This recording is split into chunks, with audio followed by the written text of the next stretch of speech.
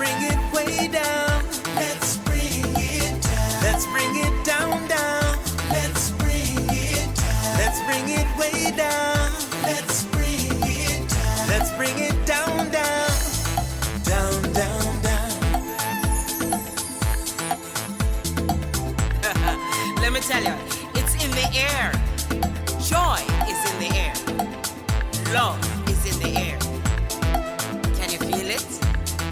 What it feel like? Freedom. What it feel like?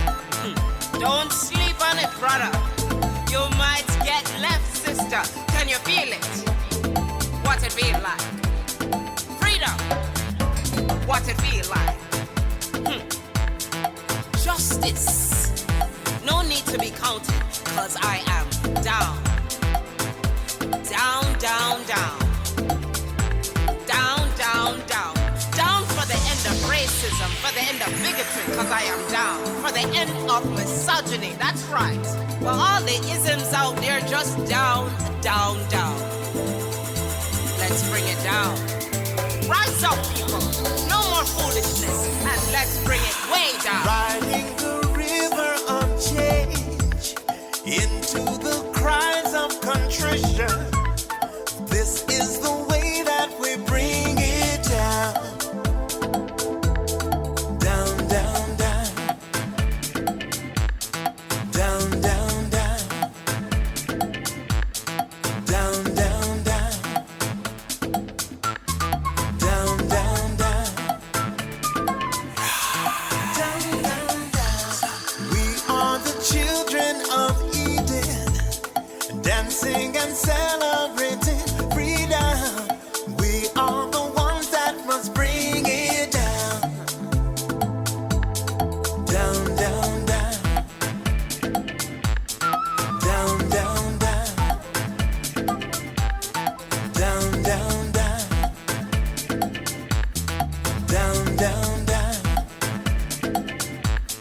Down, down, down. So gather the faithful. Tell everyone to stand and shout loud. Shout loud. Shout loud. Let's bring it down. Let's bring it way down. Let's bring it down. Let's bring it down, down. Let's bring it down. Let's bring it way down. Let's bring it down. We've got to bring it down. Down. Stand up and shout. Stand up and shout. Rise together. Accountability starts now. The Eric Dawson Radio Show. Yeah. Rise up. Stand up, shout it loud. If you are not prepared to come to that table and to represent that voice, don't come. Because we don't need any more brown faces that don't want to be a brown voice. We don't need black faces that don't want to be a black voice. We don't need Muslims that don't want to be a Muslim voice. We don't need queers that don't want to be a queer voice. And if you're worried about being marginalized and stereotyped, please don't even show up.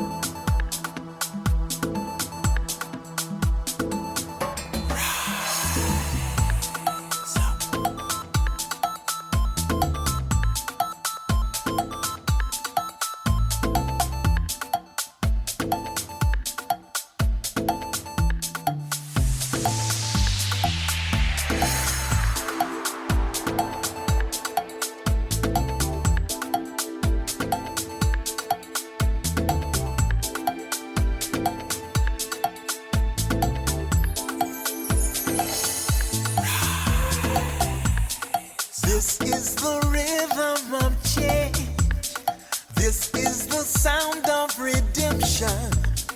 This is the way that we bring it down. Down, down, down. Down, down, down. Down, down, down. Down, down, down. Down, down, down. Igniting the fire within you.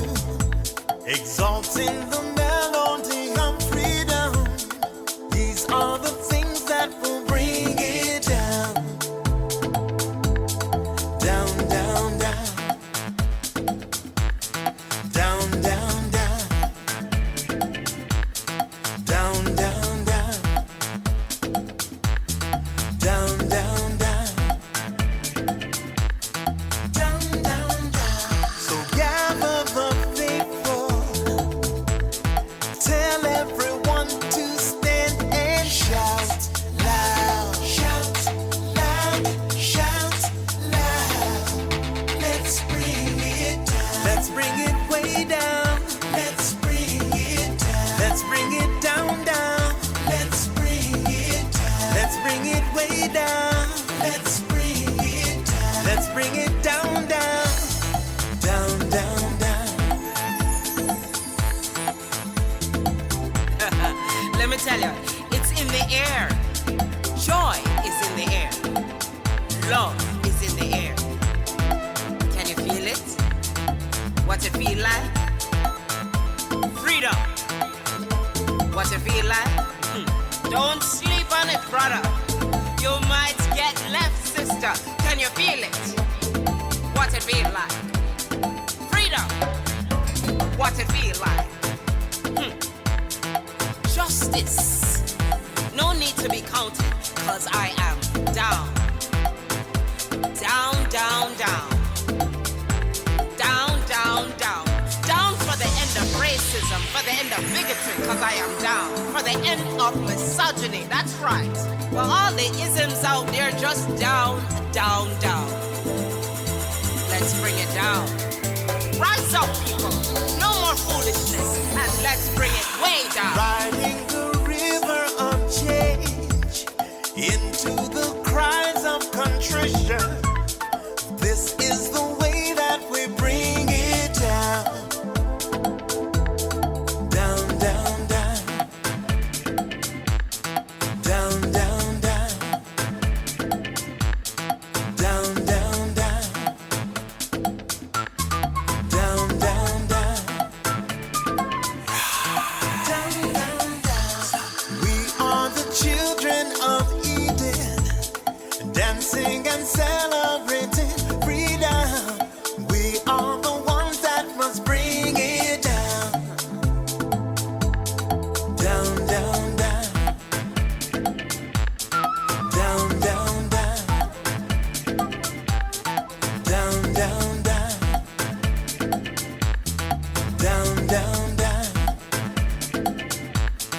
Down, down, down. So gather the faithful. Tell everyone to stand and shout loud. Shout loud. Shout loud. Let's bring it down. Let's bring it way down. Let's bring it down. Let's bring it down, down. Let's bring it down. Let's bring it way down. Let's bring it down. We've got to bring it down. Down. Stand up and shout. Stand up and shout. Rise Accountability together. starts now. The Eric Dawson Radio Show. Yeah. Rise up. Stand up, shout it loud. If you are not prepared to come to that table and to represent that voice, don't come.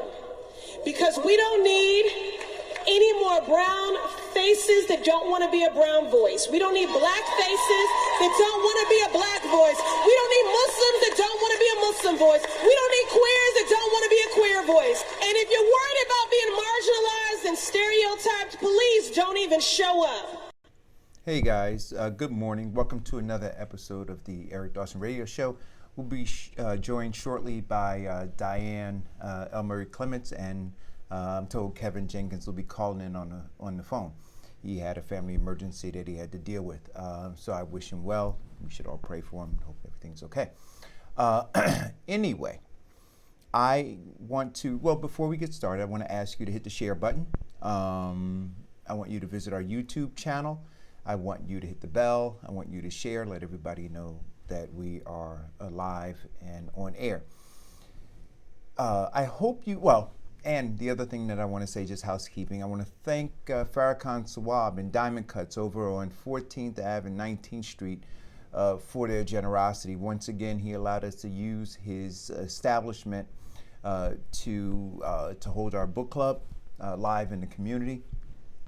Yesterday, we were reviewing our reading of The Miseducation of the Negro by Carter G. Woodson. And I would recommend, if you do not have the book, that you get the book and that you make that the thing that you give to family, friends, and loved ones as gifts, birthday gifts, anniversary gifts.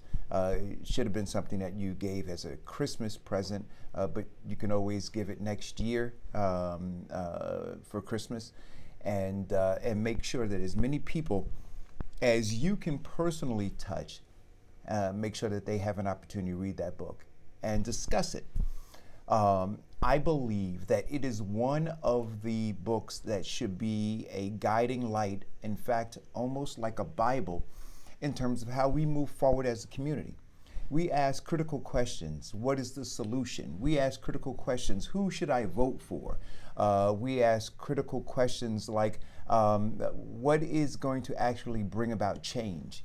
And I dare say that if you read Miseducation of the Negro, a lot of those questions will be answered within the pages of that book. One of the things that I would challenge you to do, the Informed class in particular, because it is something that I am going to make sure that I do, is that there's a checklist that I am formulating that I will use as guiding principles when somebody is coming to me asking me to support them in a campaign or asking me to vote for them on election day, right?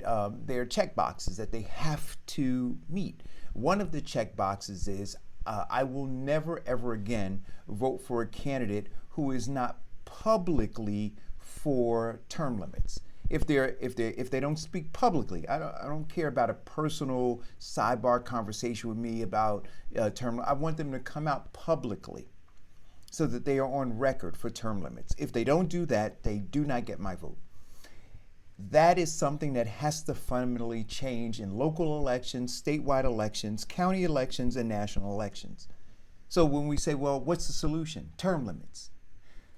If you vote for people who have not committed to fight for term limits, then you are a part of the problem. You're contributing to the problem. So that's something very simple, something very easy to do. Again, within your sphere of influence, all of the people, first your immediate family, then your extended family, then your neighbors and your friends, you can talk to them about term limits, right? You can be a worker in this fight to bring about change. Talk to them about term limits, get them on board with that, and then ask the critical questions as folks are coming knocking on your door. Here is my checklist, and you need to check these boxes on my checklist in order for me to even consider voting for you. Do you support term limits? The person says yes. Say, I need you to come out with a piece of literature, just like the mailers and the door knockers and other things, publicly stating that you are for term limits. If you can't do that, you cannot have my vote. Simple solution. The other thing that I think is critical is the reading of certain materials that give these candidates and electeds a deep understanding of why we're in the condition that we're in. And one of those books is The Miseducation of the Negro. I would ask, Black, white, Hispanic, Asian, I don't care who the politician is. Ask them, have you read Miseducation of the Negro? If they tell you they haven't read it, then I wouldn't vote for them. I would suggest to them, strongly suggest to them, that before they could even understand in any way, in any real way, the condition of America, not just the condition of the foundational Black American in America, but the condition of America as a whole, and how America sees us, and why America is so has such hate and contempt for Black Americans, foundation Black Americans. They have to read this book. They have to have a full understanding of this book, and then they have to be able to explain it to you. And if they're not prepared to do that, then I would hold my vote. Hello, caller? Hello, caller? Hello, sir. How are you? Hey, Kevin Jenkins. Good morning. How you doing? Happy Friday. Oh, the reason I'm not queued in is because I might have to run in the middle of the show, so there's no sense to me Skyping in. Mm-hmm. But I just was listening to what you were saying about the, I don't know if I'm delayed, but I was listening to you talk about the book. Yeah. Well, what I was really talking about is a checklist, right? We have to, so, and I know you always talk to me about giving solutions on the show, but I think this is a solution, Kevin, and it requires work from everybody. Let's put together a checklist and say that every elected official has to check these boxes on your checklist. And if they don't check these boxes, you should not vote for them. Right? And one of the things I said, Kevin, is one of the boxes that they must check on our checklist is that they are openly for term limits. And if they are an elected official, whether they are local, county, state, or national, if they're not openly advocating for term limits, then we should not vote for them. Because they are perpetuating the problem.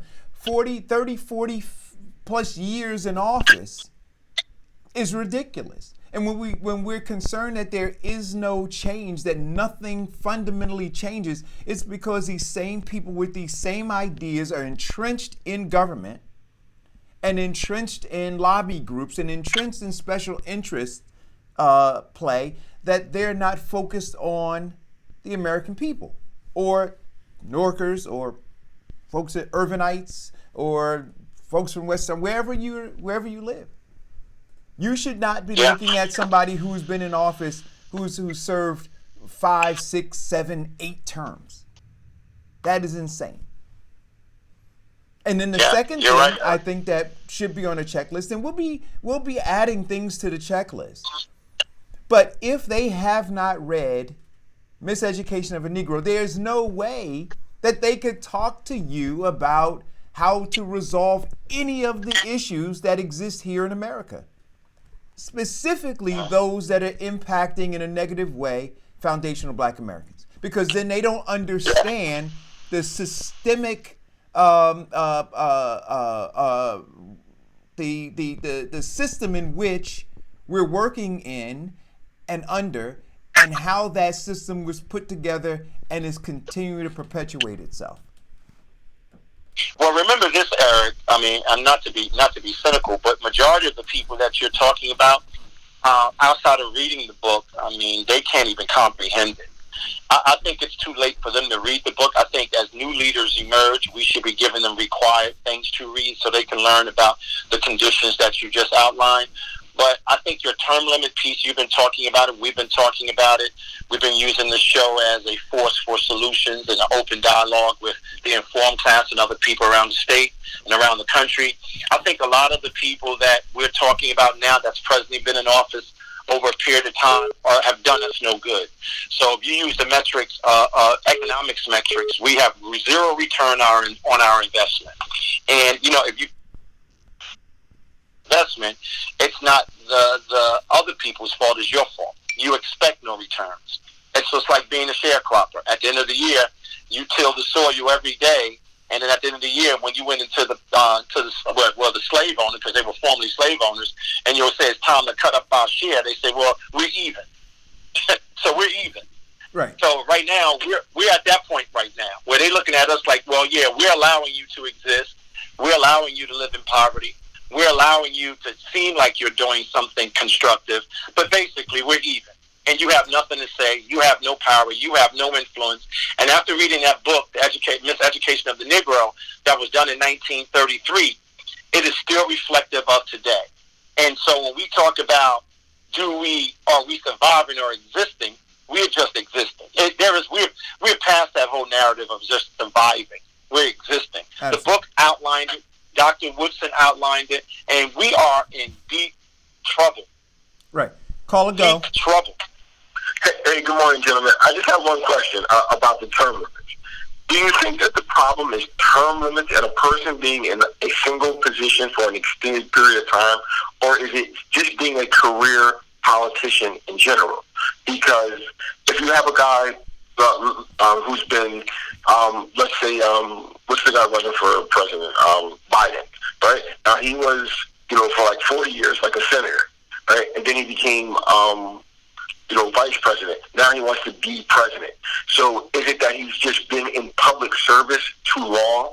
Or is it, just, okay, you can't be one thing for so long? That's the problem. Yeah, no, I think that advancement is good, right? So in business, you might start off in the mailroom and then you work your way up through the company. And by the time you get to a corporate office, a corner office, you have a full understanding of how everything works and you may have something valuable to offer. But then being in that position too long, no new ideas are formulated. But at each stage, there's an opportunity for growth, development, and the expansion of ideas. I think that when you stay as a senator for 30 years, right, there's no development and expansion of new ideas. So I think that moving folks out, developing new people, bringing new faces in, I mean, just look locally at what has happened. We are stifled right now when it comes to new ideas. You hear the retreading of tires throughout all of Essex County. Nobody really, Farrakhan, has a good idea of how to solve any of these issues. They literally have each other's mailers from 5 years ago in their closet, and they pull them out and they recycle the bullet points during election time because they don't have any ideas. They got to go. They have to go. If you just, well, yeah, Eric, if you just look at New York, that's cool. I'm gonna sit back and listen. Cool. What were you saying, Kevin? Yeah, Eric. I was going to say, if you just look at New York and you look at other progressive states, they have term limits. They have term limits for their council people. They have term limits for their mayor. And you can see the progressions of those towns when you have term limits. But the one group that I think should be excited about term limits, that should be organizing around term limits, are young people. Young people always sit down with me, they have sat down with me over the several decades that I've been involved, saying we don't get a chance. We're not involved. No one's listening to us. The system has locked us out. These are young people now. I'm not talking about, the other people. And I'm saying here's an opportunity to push these people out the system, get rid of the virus, organize like they're doing in Tokyo, organize like they're doing, Hong Kong, organizing like they're doing all around the world to create the change that they want, the real radical change that they want. Even those people with Bernie Sanders, I find it interesting. I would find it interesting if you asked about term limits. I bet those 5 million people would say, yeah, we need term limits. And a lot of these towns, they have it. A lot of these states, they're doing it. And you see the change. New York right now, I think we've had, since you and I have been born, well, let's just make it current. They've had 5 mayors. We've just had, 4 in the last several decades? I mean, I'm probably longer than that.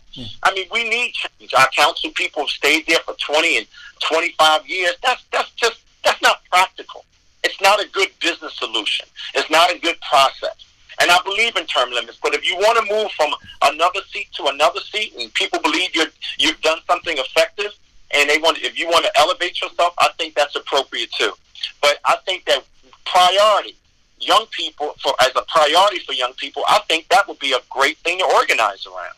That's what I think. And it would create a seismic shift in government if they did. If they simply said you have to have here's a contract you must sign that says that you are for term limits.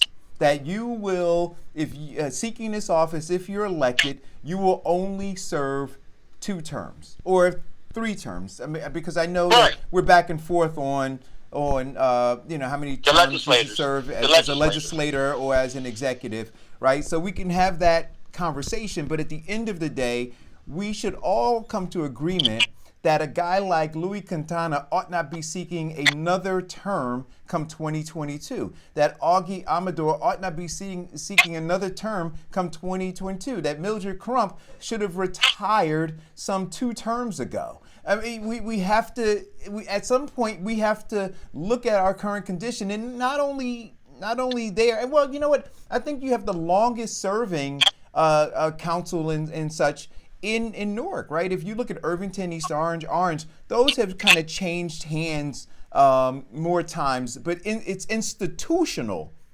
Politics and politicians are institutional within the city of Newark. Yeah, I think that's a very good point, Eric. Very good point, and we've been talking about it, and I'm glad you brought it up again today. And I think that is the solution. That's a direct solution. That's something that people can work on, organize around, and work together because it'll make their government better. I think that everybody at least hopes and prays that they can have a healthy, robust government with people that are innovative and thinking outside the box, that are trying to deal with some of these social issues that we talk about every day. So there is a solution. Right. They're not checking that box. I appreciate that. That's a very good idea. And, and when you ask people to sign a petition, when you ask people to go online and, sign their name to something, they always say, well, I don't want to sign my name. Well, then you're not really ready for change then. You're just prepared to die. Right. So don't get in our way when we're trying to do it. Stay out of our way. Keep your mouth shut. Stay out of our business.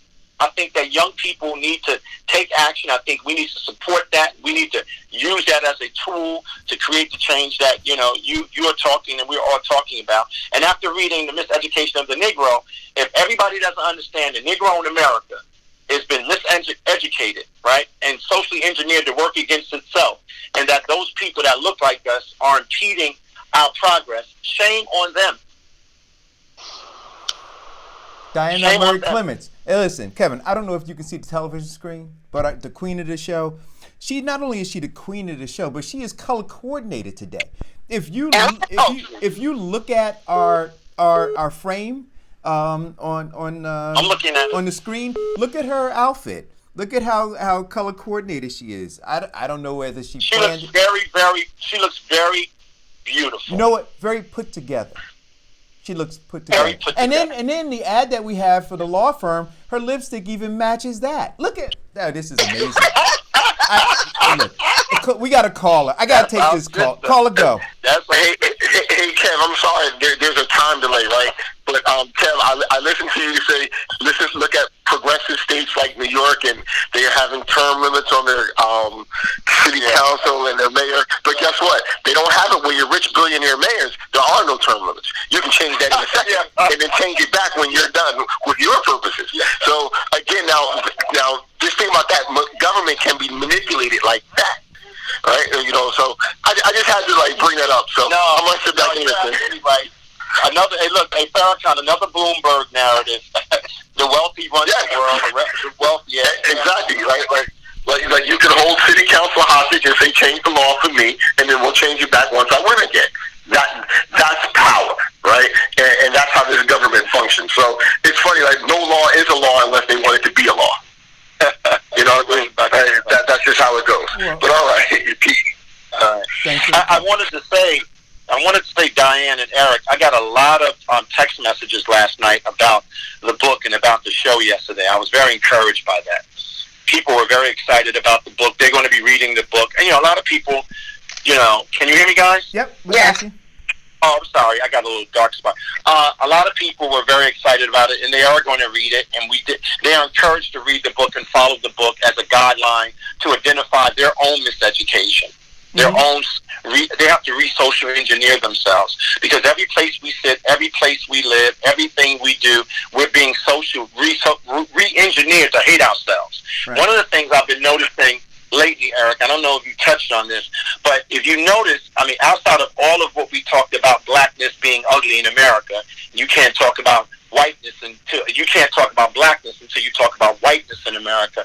What I'm finding out is this very unique thing that's happening. It's not unique, but it's happening right in front of us, and it's not even subtle anymore. Anybody black that stands up and says anything that's uncomfortable to other groups of people are now being made the face of hate. You're now taking black people, or black bodies have been crushed in the soil of America, right? And now they're saying that black people, if you notice, if it comes to sexual harassment, is a black person. If it comes to speaking up for black people and what's happening to me, it's all bad. All bad. I don't know if you're paying attention. I don't know if the listeners are paying attention. But you know, Kevin, but this is what I'm saying. It's always been this way. It is always. I know when we go and we look through history, it is always been this way. I think that we are just more. We have been decent. We've become more we were desensitized to it. We have become more sensitive to it. Right. We are more aware of it now. But we had been desensitized, right? So much so that they thought they had us. I want to tell you this, guys. They thought that they had us. They thought that they had put the nail in the coffin after the election of Barack Obama. They thought that they were going to be able to sell this entire country this false bill of goods, that we were now in a post-racial America. That's what they thought. And now they're looking, and like we say, Kevin, they got caught off guard because it didn't work. They thought that they had lulled us enough to sleep that after Barack Obama, they would be able to do with us what they will. And along came Donald Trump down that escalator and shook the entire world up and woke us up. And you look and you see all over social media and in any other crack and crevice that you can find, black voices speaking out on platforms similar to this about what's going on. Yeah, you're absolutely right. And so, but it had been happening. Right. We were that frog that was slowly being boiled. And now we realize how hot the water really is. And there's a lot of jumping out going on. So I'm telling you, I see it. And so having these conversations and then putting together, I think that it is critical. I think that there needs to be a checklist from black folks, right? That term limits, that there needs to be certain reading materials that any candidate or elected official who wants to stay in office has read and could elaborate on, because those have to be the guiding principles by which they talk about how to change the current circumstances. The example that I use is this, Kev. I could want to, if I find out that you have cancer, I could want to cure you. But if I tell you that I've never attended a medical school, that I've never read a medical journal, no matter how much I desire to have you cured, the reality is I'm not going to be able to effectuate any change in your life. And so even for those politicians or those well-meaning individuals who say, I want to seek public office because I want to bring about some change. Well, if they've not read a book, if they don't have an understanding of what the condition is, they will not be able to address it. Facts. So the idea, I want to wipe this idea, well, they mean well. Well, okay, then you know what? I mean well too. So when if you need brain surgery, come over here and let me take care of that for you, because I mean well. You see, but meaning well won't get it done, right? Having the acumen, having the education, having the experience. And so when you have these Negro whisperers, Kevin and Diane, and these slave catchers tell you, when you start challenging, and I remember I used to challenge about experience. What is their experience? And folks would say, what are their credentials? What are their qualifications? You had Negro whisperers who would say, oh, well, they're qualified. They're 18 years old. They live in the municipality in which they're running. Those are the only qualifications that are necessary. That is not true.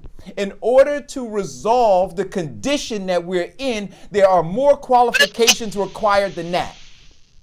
Well, you have to also understand everybody doesn't see the condition that we are in as a whole as a problem.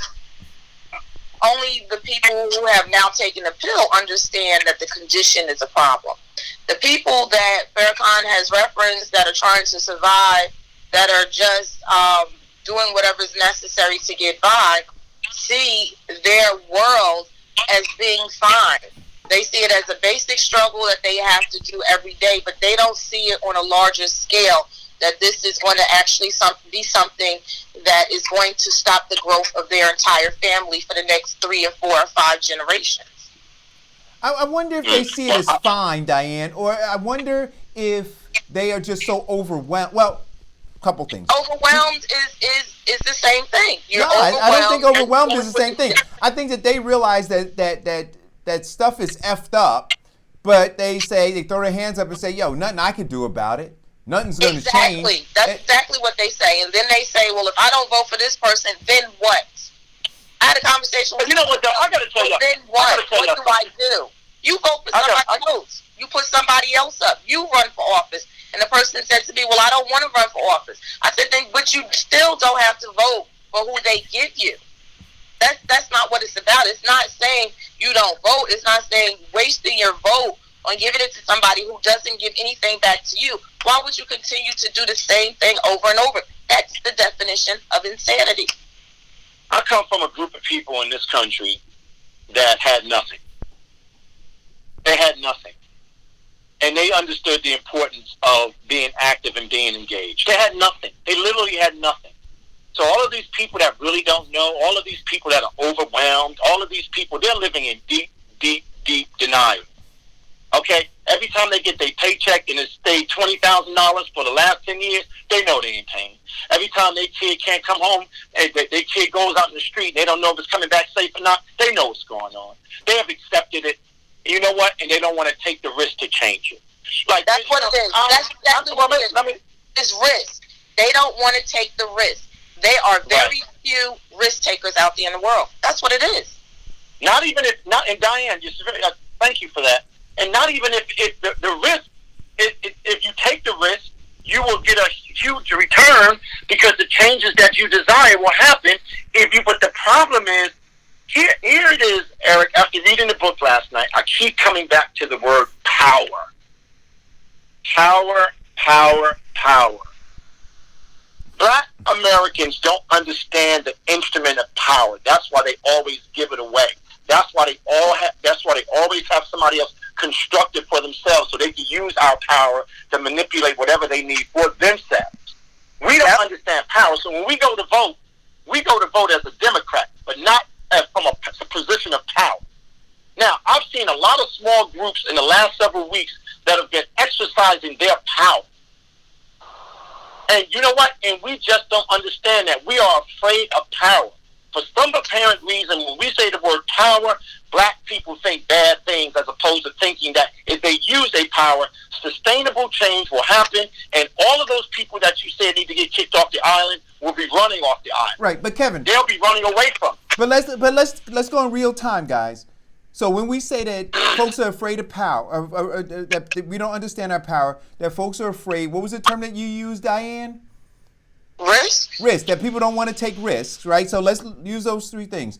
We don't understand power. We don't leverage power. People are afraid and they don't want to take risks. So let's go back to Jersey City and let's look at this 83-year-old woman who, well, let's even go back before that. Let's start with Martin Luther King because we did that book, right, a couple months ago. And let's look at that history. Let's look at what happened when he took risks. Let's look at how folks dismissed him, discredited him, demonized him, and destroyed him. And let's look at how the black community, Kevin, separated themselves from him. Let's look at how the churches and all these other organizations that were supposed to stand up for us separated from him. So that's history. Let's go now. I'm going to fast forward all the way to now, to this 83-year-old woman in Jersey City who decided that she was going to stand up for her community. Right? And then look what happened. And so through history, we see how folks who take risks get their asses handed to them. Not necessarily by that person or those people who we are told are the oppressors, which are white, which is the corporation white supremacy, but by black folks who are Negro whisperers and slave catchers, and we watch it, and they get these public lynchings. And now let's look at our friend James Harris up in Montclair. Let's look at what's happening to him now, and let's look at how they bring out the master slave catchers like Al Sharpton, right? So all of this is happening in real time. And what we do, because we've been so conditioned, but if you read The Miseducation of the Negro and you understand how they have historically conditioned us, and you, in the book that we're going to be reading now for our March 5th book club, right, it will show you how they have systematically put us in this condition. So you don't have black folks who are just scared for the sake of being scared. You don't have black folks who are defeated simply because they want to be defeated. There is a system actively working to create this condition in our community, and those people who are awake, who have taken the red pill, we need you to step up and step forward and continue to fight the fight. That's correct. So some of the people are saying on YouTube, power concedes nothing without a demand, Frederick Douglass. And from the book, going back to what you were talking about, Kevin, it states, from the Miseducation of a Negro, it states, real politics, the science of government is deeply rooted in the economic foundation of the social order. Right. That's very good, Undying. Hey, listen, at the end of the day, you know, we don't have any institutions any longer that represent us. I was going to put on my Facebook page today, but I didn't have the time, and I haven't been really posting a lot of stuff, you know, outside of news articles that I think are important. But I want everybody to hear me and hear me well. The NAACP does not represent Black America. No. They do not, and we need to displace them. We need to send a clear message to them. They don't represent us. They are a proxy, right, for the oligarchs. They are a proxy for the Democratic Party, and they are definitely the greatest slave catchers of our time. Du Bois argued about it. We saw the softness during the Civil Rights Movement. We saw the softness when it came to all of these critical issues on our water. What's happening at the Supreme Court right now with Byron Allen, they came late. They do not represent us. We need to start saying it. We need to stop playing with it. It's just like we talk every day. The problem with us as a community of people, we don't want to throw our close family members off the island that's selling drugs, that's selling death, that's selling garbage as hope, right? That's engaged in poverty propaganda. We have to kick that organization off the island completely. They do not represent Black America, foundation of Black America, American descendants of slaves, Black America. They don't represent us. Period. Guess what? And the oligarchs know it. That's why they use them against us. That's why they use them against us. I want everybody to hear me. I'm saying it today. We should kick them off the island. We should not listen to them. We should send a resounding message to the nation that we don't want them representing us. We don't want Al Sharpton representing us. We don't want any of these failed Black electeds representing us. Period.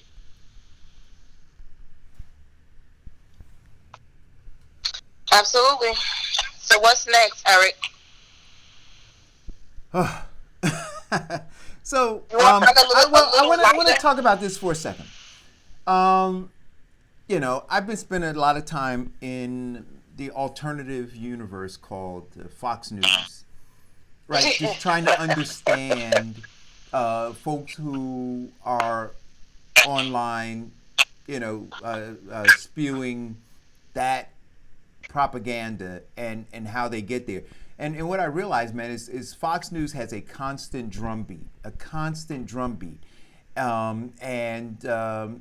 You know, it will suck you in if you're discontented and you don't really have a compass, a directional compass, right?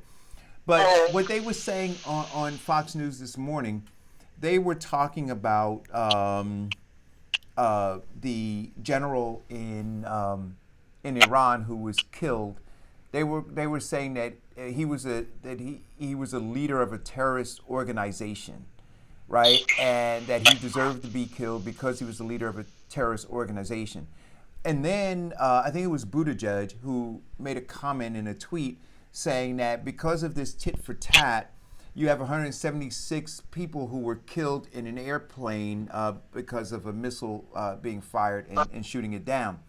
And then I was listening to Geraldo Rivera on Fox News yesterday, who's actually, and I was shocked that he was pushing back against that narrative that, what Donald Trump did was brilliant by assassinating this general.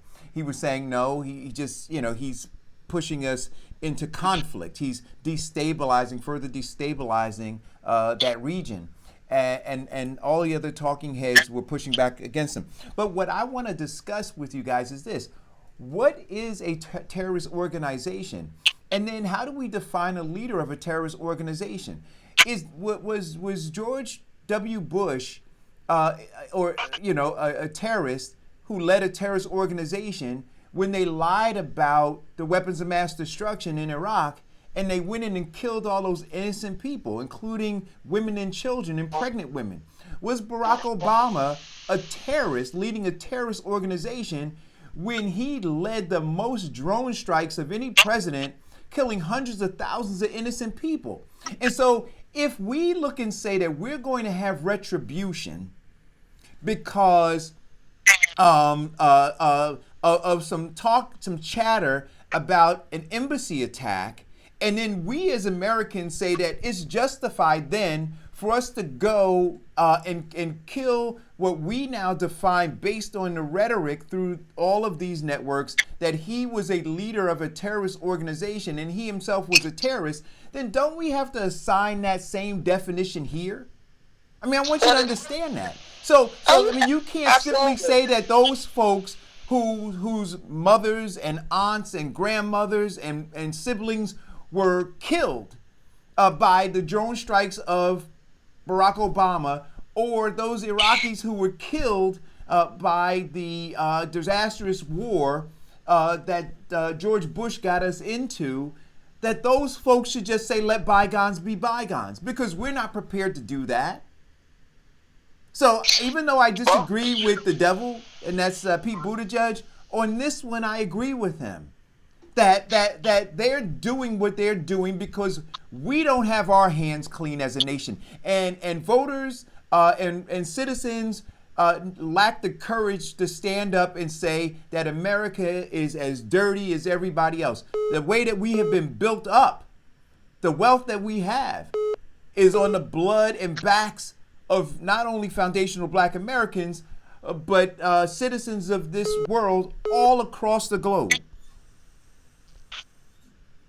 By the person that's given the definition.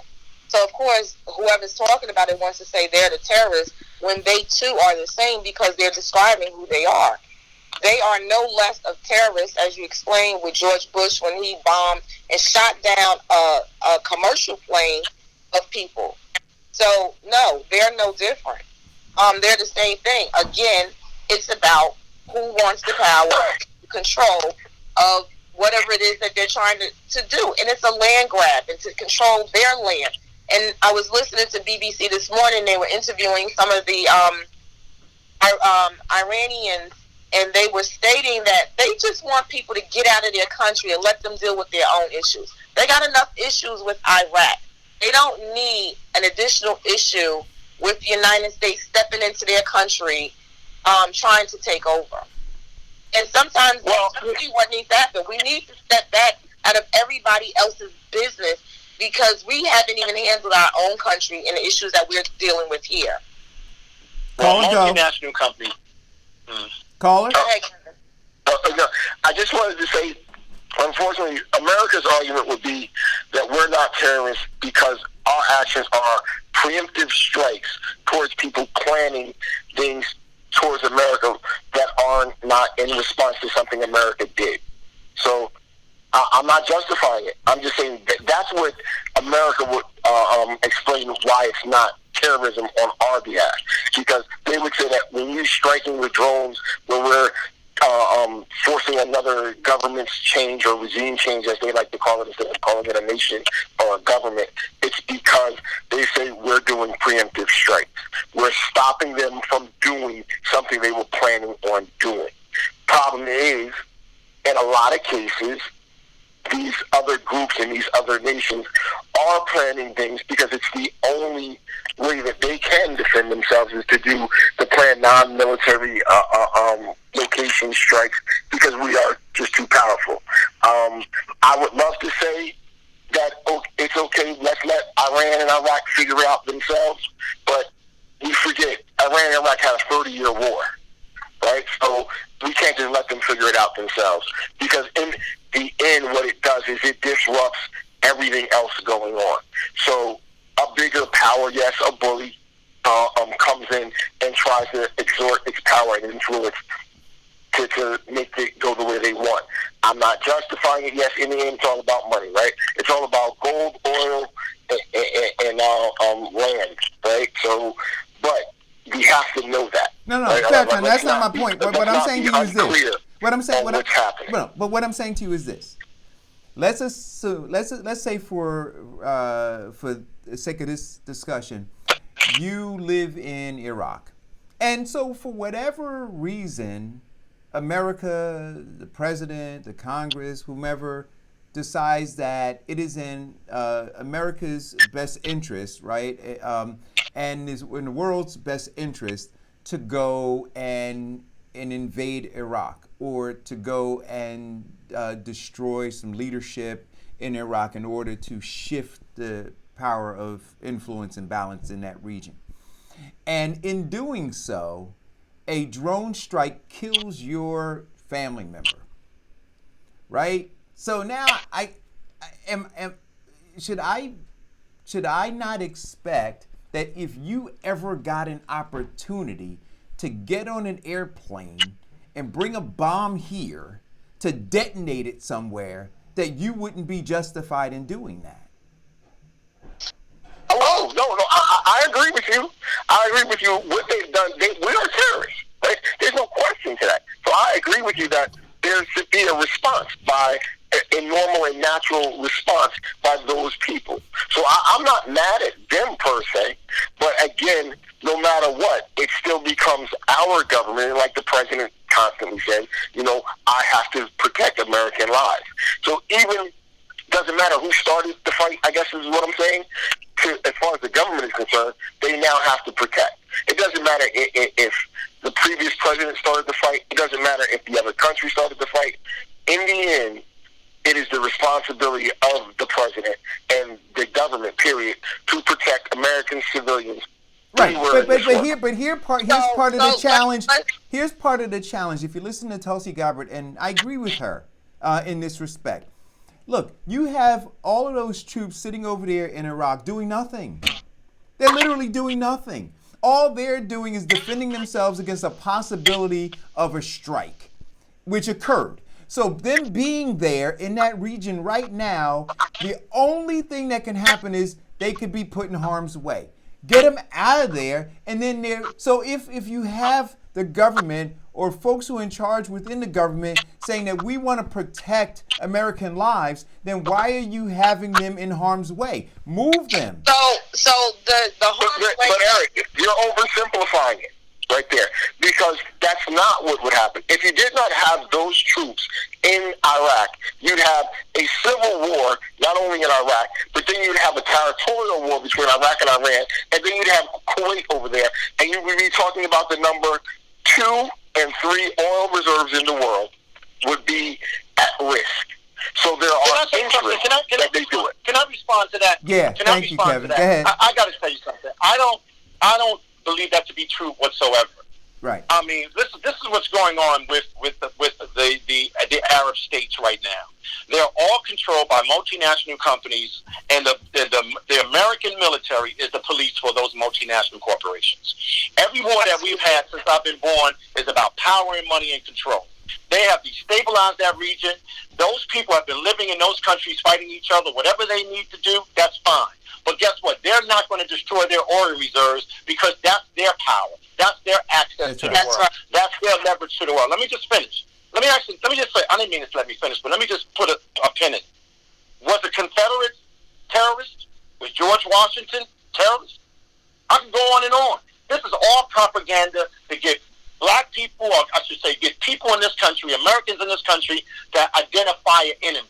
It is the greatest scam ever.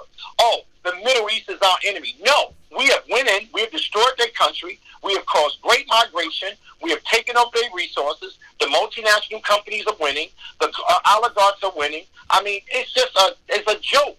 And when you listen to the news is set up for us to continue to keep listening to that propaganda. So we got poverty propaganda on this side where we are, and you got global propaganda that's controlled by special interests and oligarchs. The American military no longer fights for Americans. They fight to protect the oligarchs all around the world, and we are the police. We have more, what do you call them, Farrakhan?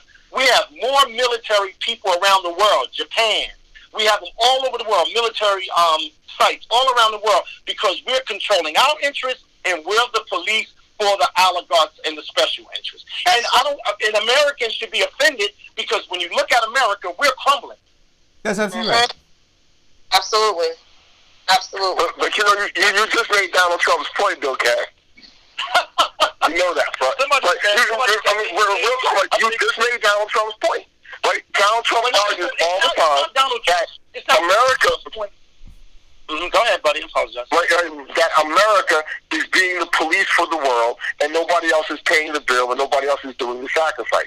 This is his argument constantly. We didn't ask Trump. His argument is flawed. His argument is flawed. Oh yeah, a lot of things is flawed with Donald Trump. I'm just saying that, like, again, when you know, it's such a complex conversation in the sense that America. Let's deal with the bottom honest truth, right? It's about money and power, right? So now, once you understand that, right, you know that it's about world power, world influence, and money, and it's not even necessarily for us.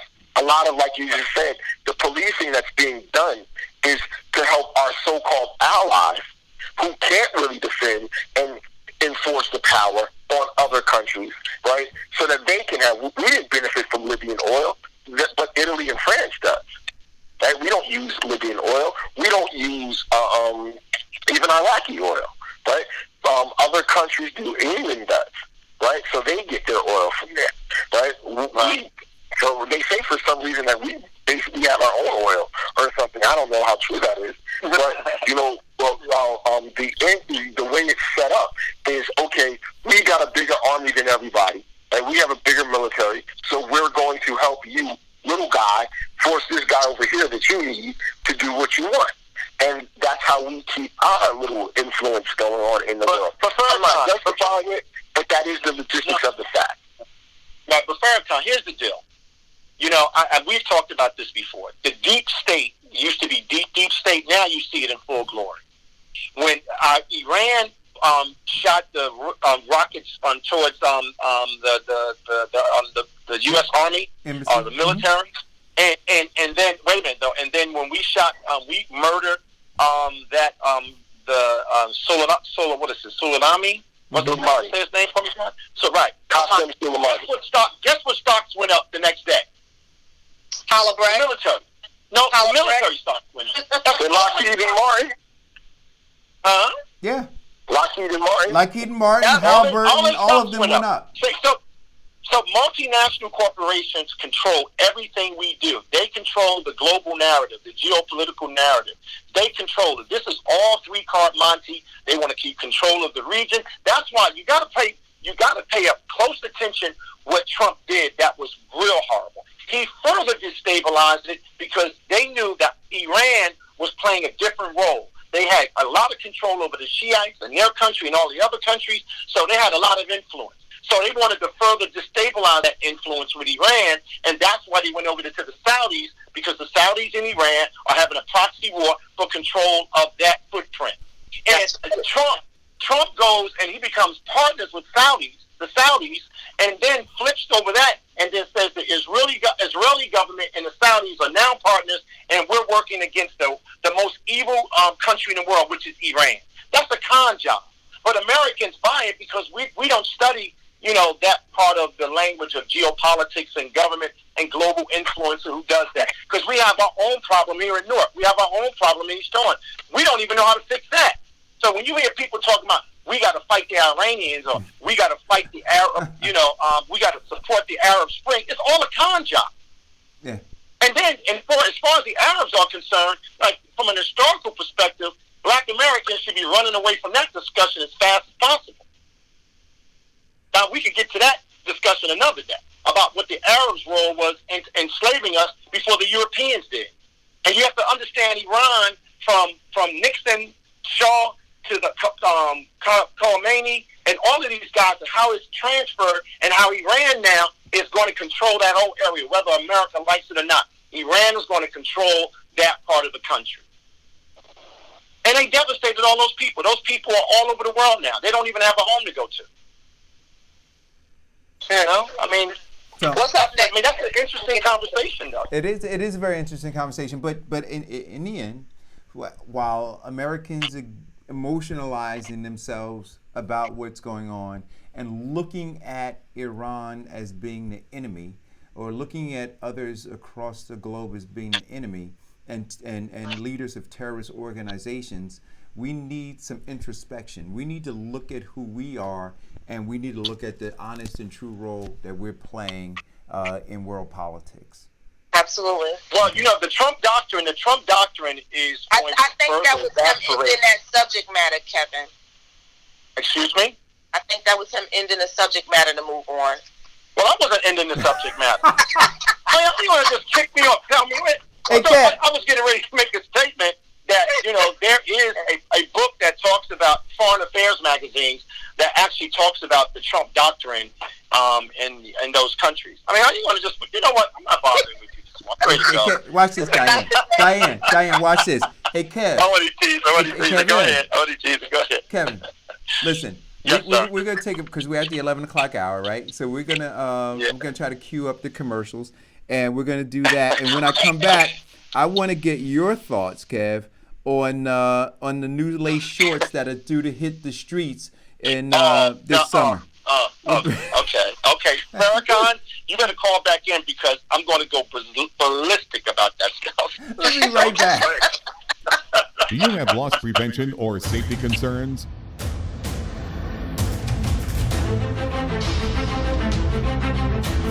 Black Belt Security and Investigations has armed and unarmed guards that can protect what is important to you. For security you can count on, visit www.bbsillc.com or call 1-800-493-1859 today. It's time to turn up the heat in your house or apartment. So here are some fire safety tips from Diane L. Murray Insurance Agency to keep you warm and safe this winter. Don't overload your electrical outlets. Keep flammable items away from fireplaces and space heaters. And put a fresh battery in your smoke detector. Turn to Diane L. Murray Insurance Agency for your home and renter's insurance or bundle it with your auto insurance and save. Call 908-686-4609 or visit dlminsurance.com today.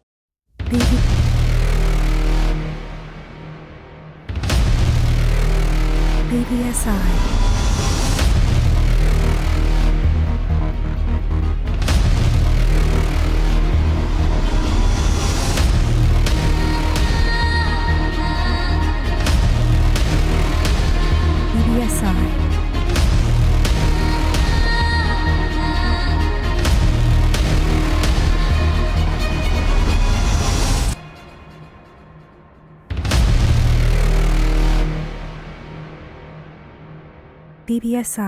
BBSILLC.com.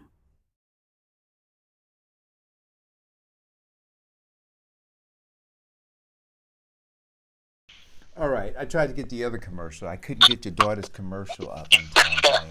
So I'm going to ask you to talk about her resume. How's her resume business doing?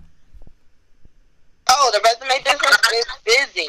So, is it? If you want to get a resume, if you're starting a new job, if you need to freshen up your resume for a new job interview or you're searching for something new, a change of career, then you can tune into Resume Tailor, and I don't have the contact information or anything. Oh, well, you know what, though? I think while you did that, Mm-hmm. while you did that, this is, because this is all live stuff, right? I think, because I wanted to play it, so I think I may have it. And let's see. Here we go. But you can find her on Instagram at #resume_Taylor. and Taylor is spelled Tailor. And she's one of our finest young ladies. She's a fine young lady. She's an amazing young lady. In today's competitive job market, if you don't look good on paper, you could be missing out on important career opportunities. The experts at Resume Tailor can help you craft your professional resume and cover letter. Call today at 267-666-0943 and let Resume Tailor help you put your best foot forward. How'd that work out, Diane? Nice. That was great.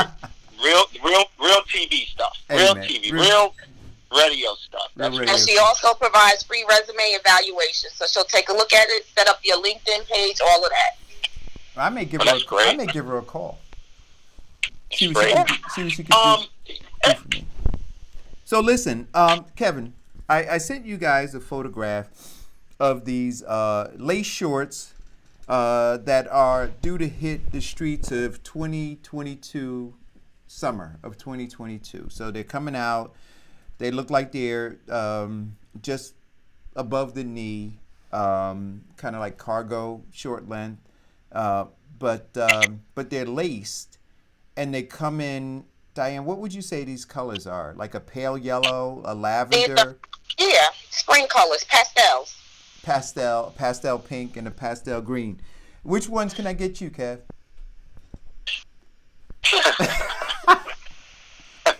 Now or forever. I'm taking birthday. Hey, look, let me just say this to you. And holiday orders now. You know, as black men in America, we have enough issues, that we have to deal with every day. The continued destruction of the black male, the continued of the destruction of the black young male.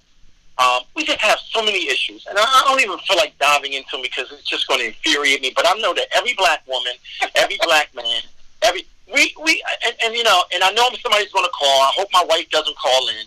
But what in the hell is going on? Modern world. I mean, they are trying to take my masculinity and rip it apart because that is their overarching goal. When they put us in jail, they say, well, they still survive. How do they do it? Now we're going to deconstruct their manhood. Now we're going to tell them that anything goes. I'm like, what? How? Hey, listen, there was a woman on a show yesterday saying that black men aren't really good. I mean, like, we are cheaters. We're black men. I mean, we are under assault. You got black women selling what the corporation of white supremacy has been selling since I've been born. Now you got all of this new, now they're saying, oh, it's a trend, it looks great. Now they're going to have men wearing lace shorts. Really? Seriously? Eric, you didn't show the picture? I saw the damn picture. I shared the... Here's the picture. Look and see if you can see it. Look up. No, I can't see it. I can't see it. But I put it in the... There we go. Wait a minute. Let's see if I can. I'm gonna see if I can get it, and if I can get it clear for you guys. This is just horrible. This is just horrible. This is horrible. I was so upset when I saw it. You saw it. I responded when you sent it to me, Eric. But you have black women on national TV saying that black men are no good. That she can't find a good black man, or something's flawed, with black men. And then you have this whole subculture that's trying to demasculate, turn us into something that we aren't, irregardless of your orientation. And it's out of control. Let's see, Diane, hold on for a second. I just sent it to you. I'm sorry. No, wait a minute. It's out of control. Oh, Wait a you minute. gotta show the picture so you can see who their faces are. No, but I can't see the faces. But can you see? Diane, how clear is that? Oh, okay. But I'm putting it up so that... No, I want them to see it here. And I don't know how clear it is. There we go. You got to understand. You have to understand. It goes back to what Eric was saying earlier. For some apparent reason, the corporation of white supremacy got fooled. There's a lot of pushback right now. Democratic Party is scared to death. America is scared to death. Black people are saying, what about us? Anybody that comes out and tries to distort the narrative, we just kick them off the island quick. if you got presidential candidates that don't have a plan of action to effectuate that sustainable change we're talking about in our neighborhoods, we're kicking them off the island. And so now they're very clever. Now they got us going back to Africa. Now they're telling us any way you want to look, any way you want to be, it's all right. You can wear the lace panties, you can wear the lace shorts, you can lace your hair, anything to further dehumanize us as people. Because now we don't have our own culture anymore. They're creating it for us. And it's diabolical. And when you have black women on TV, you got all this stuff. They're out there promoting what white supremacy has been saying. Black men don't have no value. They promote black women. They say black women is black. I'm like, wait a minute. Black men support black women 100%. We stand by black leaders, by black women leaders, right? I mean, it's a mess. It's a hot mess. So go back to that article, Kevin. I'm trying to find the article. The one that was, I don't know who sent it this morning, about Lonnie Love, who was on The Real. If anybody watches The Real during the day, it's a joke of a show. I'm pretty much over it. I don't watch it. I catch like little snippets here once in a while, but mostly, replays or something. Trying to find an actual article. Oh, who sent it to us? Oh, okay, I got it. Lonnie Love speaks on how a lot of men in the black community don't know how to be faithful. So this was posted on Twitter, something that she stated on The Real. I don't know if I could play it. Here, can you hear it? Yeah. You got it playing? Yeah, you can't hear it, right? No. Okay. But here's the deal. I'll send you the clip and you can play it, Eric. Mm-hmm. But what happens in the morning, we get so many people send us so much stuff in the morning, and sometimes it ties in, it doesn't tie in. But I got to tell you something. Royston just said, if a black man stands up, it's toxic masculinity. That's right. So what they're doing is they're taking our black warriors, right?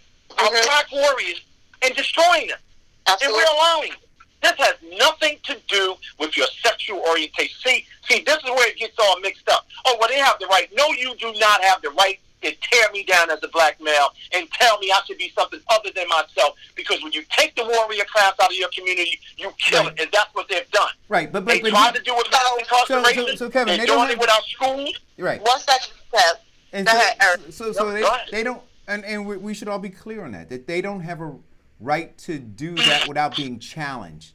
Will they do it? Yes, they will. Historically, they've been doing it, right? But the fact of the matter is, we're not standing up. So the warriors within our gates are not guarding the house. We're allowing them. So when we were talking yesterday about that's not true, Eric. Everybody is not allowing them. We are speaking out. There are other people that are speaking back. Diane, but what I'm talking about though is I'm talking about the team. I'm not talking about individuals. I'm saying as a team. So here's an example again. Let's look at what happened when, so if we look at a team concept, let's look at what happened in Jersey City when after. No, we're not going back to Jersey City. No, I don't want to go. No, he makes a good point. No, here, Diane. Who's this team that you're talking Diane, here's the point I'm making. Look at how many Hasidim came out. Look at how they flooded the streets. Now, wait a minute. Let me finish. We celebrated because 35 people came out. Now, on any team, if you had the number of people that came out, if you had a war and you lined up all those Hasidim with the 35 people that came out, we'd get slaughtered. So what I'm saying to you is this.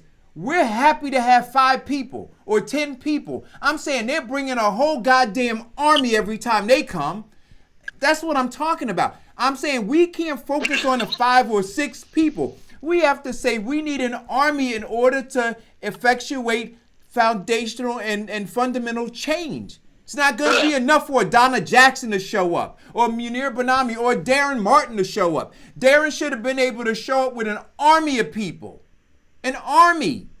So am I criticizing the effort of Darren Martin? No. Am I criticizing the effort of a Donna Jackson or of a Gail Cheneyfield Jenkins who stood there and said, listen, I'm going to fight for women. I want to have this ordinance passed. No, I'm not. But I'm saying, where the hell were the thousands of women that should have been on the steps of City Hall with her? That's what I'm talking about. So for her to fight by herself is not going to bring the victory. That's what I'm talking about. Sorry. Let me go get a drink. Hey, Eric.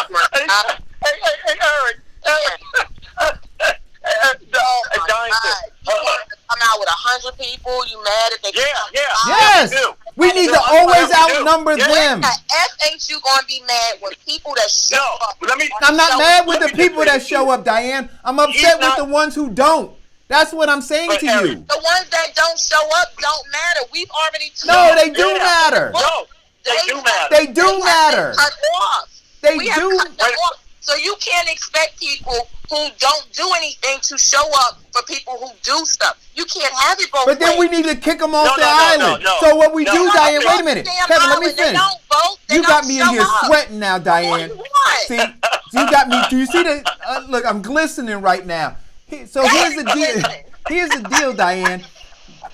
We allow those people who don't show up to exist among us. We need to kick them off the island. So I agree with you, but when they don't show up, they work against us, right? Either deliberately or not. They're still propping up a failed, flawed, dangerous system that is working against us.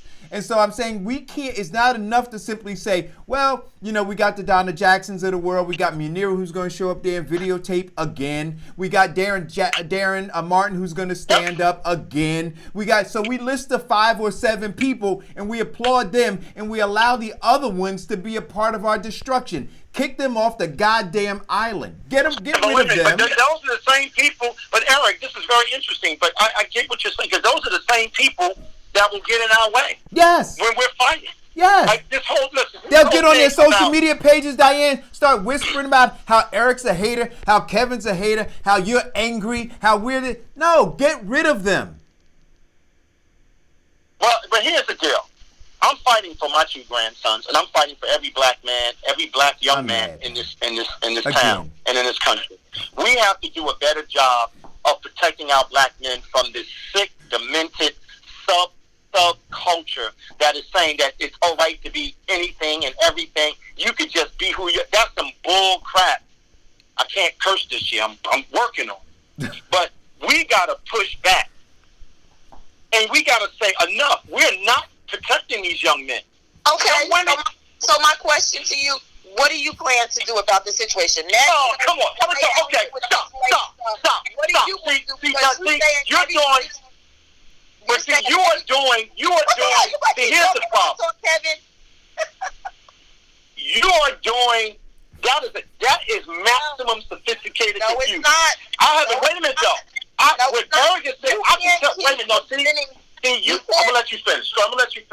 You can't keep presenting an issue if you're not bringing a resolution. You can't people out there doing something. You know what? See, this is what Eric is saying. Okay, so you want to be specific, right? Okay, so when I opened up the first black library in the church. Wait a minute though. For black kids. Wait a minute though. See, that's what I mean. That's what I'm trying to say to you. I could give you a roster of things personally that I've done to help black men in this city, black men in this country. But wait a minute. See, this is what I'm trying to say, because black people get away with this all the time. I'm not saying individually, we are doing it, but we're saying collectively, we're not mastering a sustainable approach to how we protect our black men and women, and especially our young. So when I raised $50,000 to take 300 kids that Eric's son went with, right, and took them to the museum in Washington, the Black Museum in Washington, when we created the American Black Male Leadership Institute. All of us personally have done some stuff. When you go out there with your husband and you work tirelessly every weekend during football season for Pop. But that's individual stuff. I'm talking about as a nation of people, as a group of people. We have allowed our community to be socialized by some deviant people that know that if they can continue to keep selling this maximum sophisticated confusion and continue to keep killing our warrior class, we're not going to have anything left. That's why two old goddamn men, 56 years old, going to be 60 soon, we're on radio every day, being consistent every day, building a footprint of language every day, sitting here with the queen. We call you the queen of the show. We don't call you the nappy-haired woman. You ain't the woman saying black men ain't doing nothing. What are you talking about? So that's the problem. That is a problem. But what I'm saying in regards to Lonnie Love, and people always say, oh, you bring out an issue, you bring out a concern, what should people do? Because, again, people are stagnant. And what we should be doing is telling them, push back. She needs to be put off that show because this is not the first time that she has talked down about the black race. Even herself. Her own self-esteem is so low that she sat on the show live and talked about how she wished she was a white woman. She wished she had good hair, that her hair is nappy and she wears wigs and she does this because I can't just come out here any particular way. And then she runs off and dates a white man because she says prior to this, I can't find a black man to date. Now, this is continuously over many different shows. The pushback for Lonnie Love is her ass needs to be off that show. But let me ask you a question, Diane. Because I don't watch this show, but let me ask you a question about her. So we got to understand this. I want to ask you a question about her. I mean, what are her ratings? The ratings are only better because she's starting to attack people. The ratings on the show have been going down. And so she's attacking people. Right. So she's attacking people based on what her view is about who she is and what the black and what black people are. Right. Exactly. So what I'm saying to you is this. This is a maximum sophisticated confusion. For her, it's about making money. So somebody looked and said, hey, we got to figure out how to make the ratings go up. Don't you want to stay on the air? Don't you want to make money? And just like we said here on this show, Diane, we could have a much, much higher audience if we decided that we were going to do some Jerry Springer-like stuff, right? And you were going to come in and smack me and slap Kevin and pour water and wine on our faces, scream and holler. The ratings would go up, right? But to what end? To the detriment of black folks, how they see us. We would be contributing to that narrative, right? And so you have some people who've decided to do that. We've seen in some of our own circles, right? Folks have decided to go for likes, to go for shares, and so they decide that they want to be on stripper poles, and they want to twerk, and they want to do those kinds of things. And certainly their numbers of likes and shares and whatnot have gone up. But to what end? To what end? And so our failure or inability or unwillingness to call them out and say, hey, look, just like we had a conversation at Kevin's house around the table, and I miss being there, Kev. So we're gonna do some shows back there just to be together as a family. But we were talking about the use of the N-word. And we made a declaration that we weren't going to do that here on this show. Nope. And there was some pushback from some folks. And we talked about how devastating that has been to the black community, to how they see us, and how the folks who try to justify the use of that word, how they are nothing but proxies for the corporation of white supremacy who wants to continue this narrative. We've talked about all of this. We talked about all of it. Listen, let me just say this to you. If you say anything against any other group that they might deem out of context as it relates to who they are, they would have been off that show. This is what I mean about power. Black people are compromised to their core because they don't understand their power. They don't even want to use their power. They're so fearful, right, of using that power because it might really get them to do something sustainable for once, right? If you look at what we talked about in Jersey City and the Board of Education, if you look at everything we've been talking about, that lady would be off the air. Right. They would have gotten a call. This is what I mean about ownership. This is what I mean about power. This is what I mean about Kevin. That lady would have been off the air after the fifth time of her saying. But let's bring it to the present. Look at Dave Chappelle.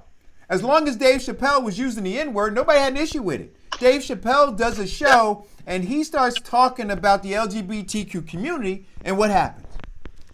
What happened? They tried to ruin his career, but of course, he's smarter than that now. He understands, he can articulate that. Here it is. This is my give back to all of you at home now, because I can see an emerging pattern happening very quickly.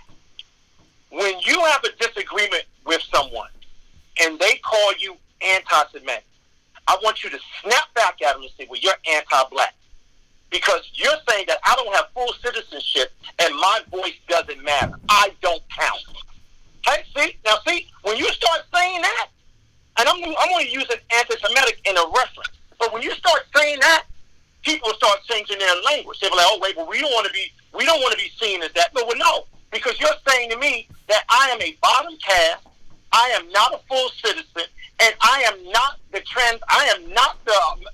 an American, the American that built this country. So when people come at me now, because I might have a difference of opinion, and you want to characterize me a certain way to give you comfortability, to demonstrate what you really think about my value as a black human being in this country, I'm going to call you anti-black. Not racist, anti-black.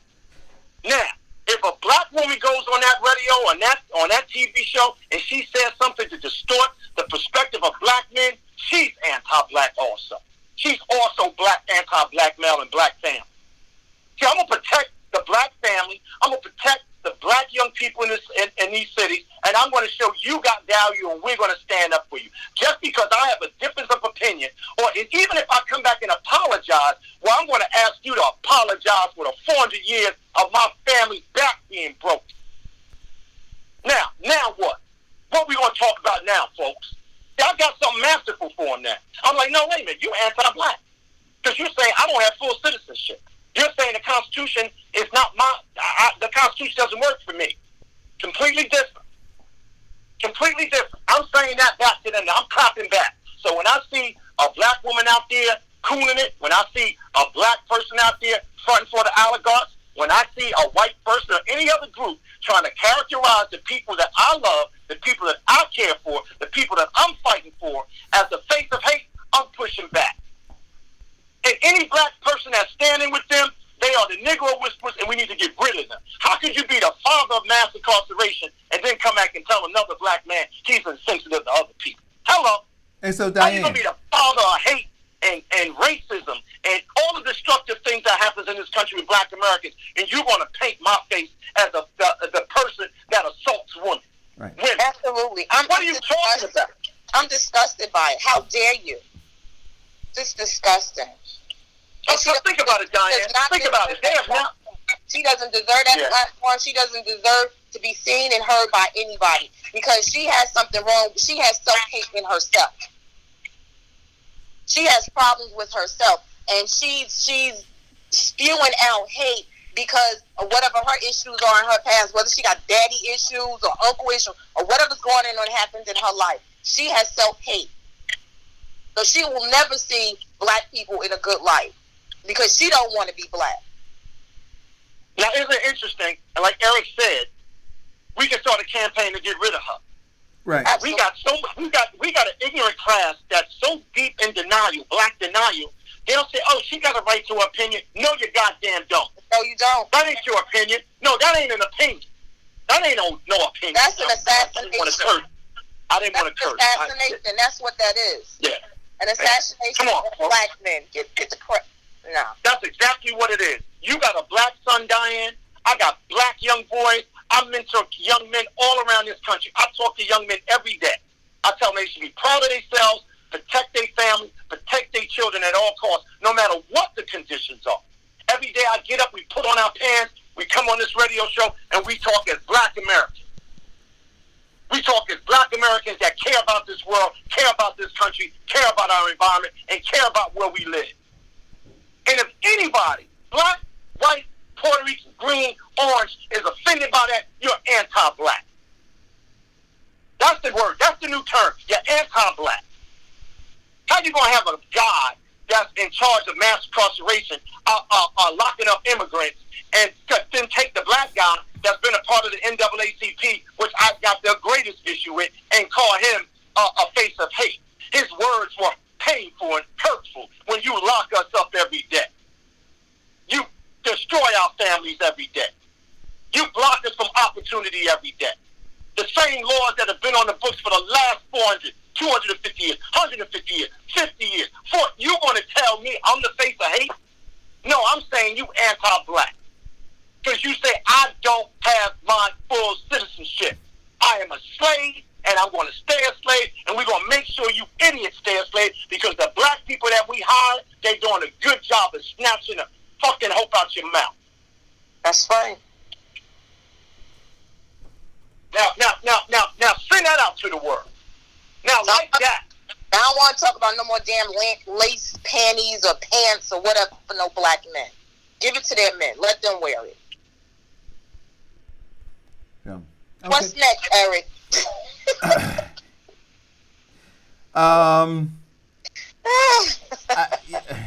Listen.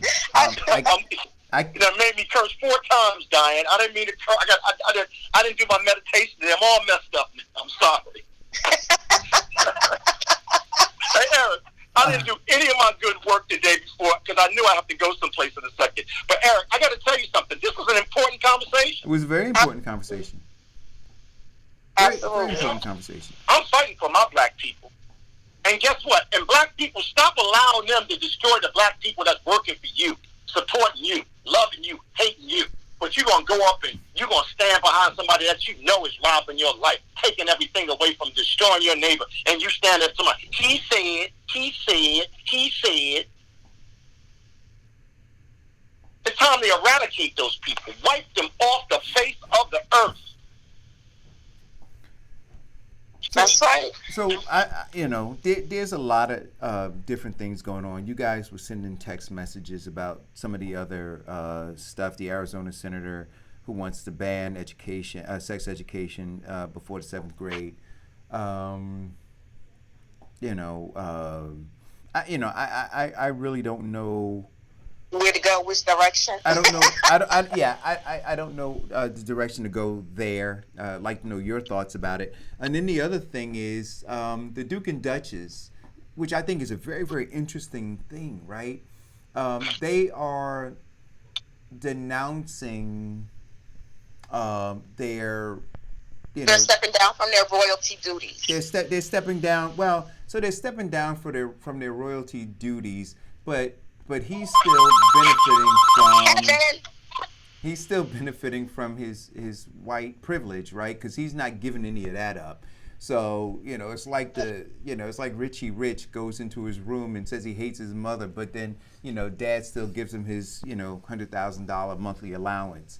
Well, no, not actually how it works. When they step down from their royalty, what happens is they no longer benefit from the trust fund that comes from the Queen. Well, wait a minute, but that's not what he says. They are now allowed to earn their own money on the outside. Well, what he says, the article that I read, he said that they are going to be working out, trying to figure out how to do those things. But when they're there, they still have the house that was given to them. They still have all of the things that were given to them on the backs of the taxpayers over there. So, I think that... So, the house is not given to them. The house is owned by the estate, which is overseen by the Queen. Okay. Of course, they're allowed to live there because they were living there before, and they can continue to live there. Are they going to pay rent? Are they going to pay rent now? Well, they don't pay rent. The estate, the trust fund owns everything. So they don't pay rent to the trust fund. They're allowed to live there. Free. So put all of that down. Don't. They're gonna allow them to live there free. Don't pick and choose. When my kids decide they want to come back home, they get to live there because I own the property. They don't have to pay rent because I allow them to stay there. As long as I allow them to stay there. So they're suffering, but they're not suffering. They're suffering, but they're not suffering. Hey, Eric, can I say this to you?